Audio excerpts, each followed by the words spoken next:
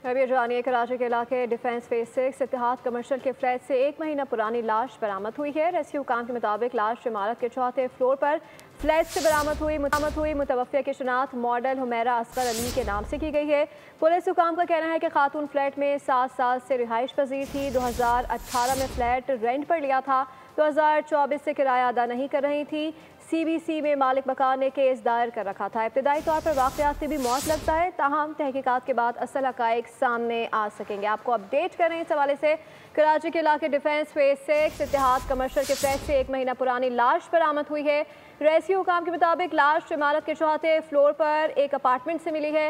मुतवफ़्फ़िया की शनाख्त मॉडल हुमैरा असगर अली के नाम से की गई। पुलिस हुकाम का कहना है कि खातून फ्लैट में 7 साल से रिहाइश पजीर थी। 2018 में फ्लैट किराए पर लिया था। 2024 से किराया अदा नहीं कर रही थी। CBC में मालिक मकान ने केस दायर कर रखा था। इब्तदाई तौर पर वाक़या तिबी मौत लगता है, तमाम तहकीकात के बाद असल हक़ाइक़ सामने आ सकेंगे।